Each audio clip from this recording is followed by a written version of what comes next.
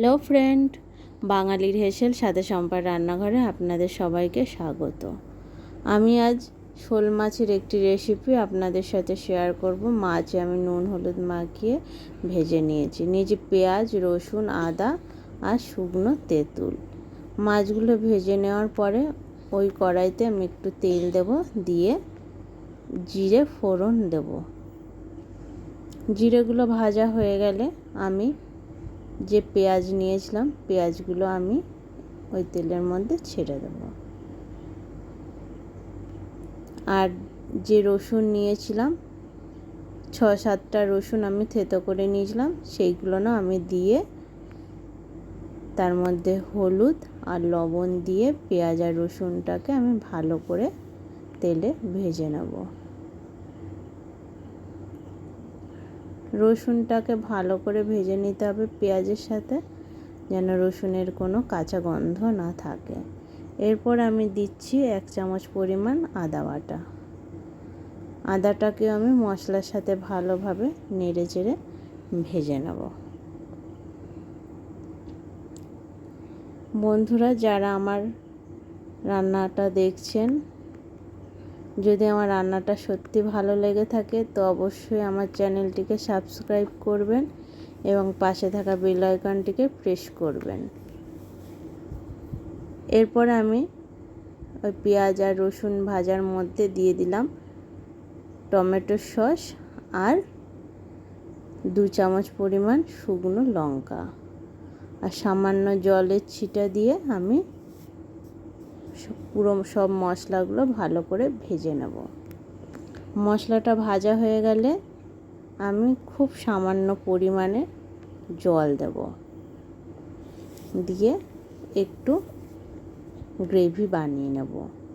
খুব বেশি করে জল আমরা দেব না, কারণ যদি বেশি জল দিই মাছগুলো কিন্তু পুরো ঝোলের মধ্যে ডুবে যাবে। ডুবে গেলে কিন্তু একদমই রান্নাটা খারাপ হয়ে যাবে। দেখুন বন্ধুরা,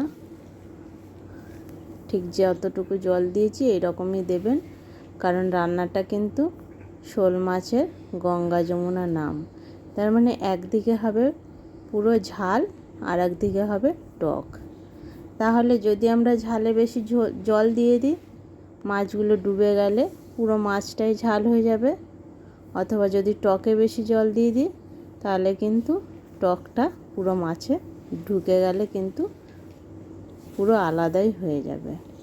ঠিক এরকম সামান্য জল দেব, আর অবশ্যই গ্যাসের ফ্লেমটা আমরা আস্তে করে রান্না করব। ঝোলটা একটু ফুটলেই আমরা মাছগুলো এই ঝোলের ওপরে আস্তে আস্তে বসিয়ে দেব। মাছের ঠিক মাছ বরাবরই যেন ঝোলটা থাকে, সেই রকমভাবে বসিয়ে আমরা একটা ঢাকনা দিয়ে ঢেকে দেব মাছটা ঝোলের সাথে সেদ্ধ হওয়ার জন্য। আর এইদিকে আমি যে তেঁতুল নিয়েছিলাম একটা বাটিতে আমি তেঁতুলটা ভালো করে গুলে নেব। খুব সামান্য জলে গুলবো। তেঁতুলটা গুলে নিয়ে আমি দানাগুলো ফেলে দেব, আর তেঁতুলের পুরো গ্রেভিটা আমি বার করে নিয়ে পাশে আর একটা কড়াইয়ে আমি তেঁতুলের জলটা দিয়ে দেব। এই তেঁতুলের ঝোলে সামান্য পরিমাণে আমরা লবণ দেব আর একটু চিনি দেব, কারণ পুরো টক হলে একটু কীরকম লাগে। তা যদি আপনারা শুধু টকই খেতে চান তো চিনিটাকে নাও দিতে পারেন।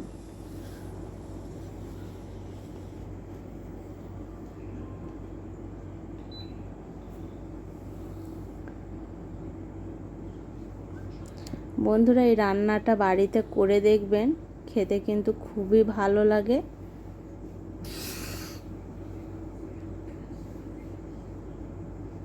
খুব টেস্টি হয়। একদিকে মাছটা বেশ একদিকে ঝাল আর একদিকে টক, বেশ খেতে সুন্দর লাগে ভাতের সাথে। দেখুন বন্ধুরা, আমার ঝোলটা বেশ, টকের যে ঝোলটা আমি করছি, গ্রেভিটা বেশ ফুটে উঠেছে, গাঢ়ও হয়ে এসেছে। এরপরে আমি মাছের ঝালে যে মাছটা দিয়েছিলাম, সেই মাছটাকে আমি খুব সাবধানে তুলে তুলে এই ঝোলের মধ্যে, টকের ঝোলের মধ্যে আমি উল্টো সাইডটাকে দিয়ে দেব। দেখুন বন্ধুরা, ঠিক এইভাবেই তুলবেন। দেখুন ঝালটা কিন্তু আমার হয়ে গেছে।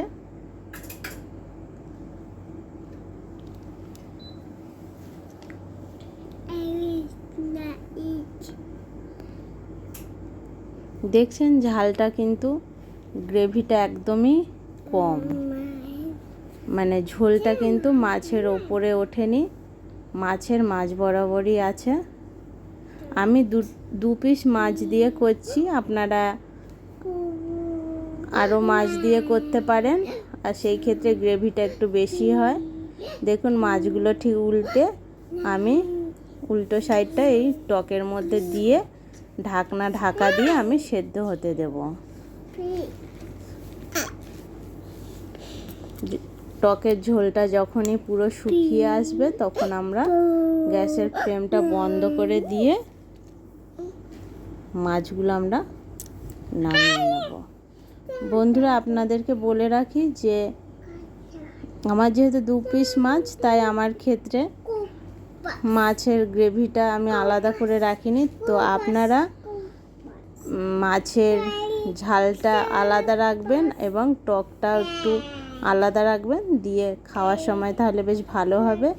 আর মাছের যে ঝালটা, সেটা পেঁয়াজ কি রসুন যে ঝালটা করেছি, সেটা আমরা এই মাছের ওপর দিয়ে ঠিক এইরকমই দেখতে হবে।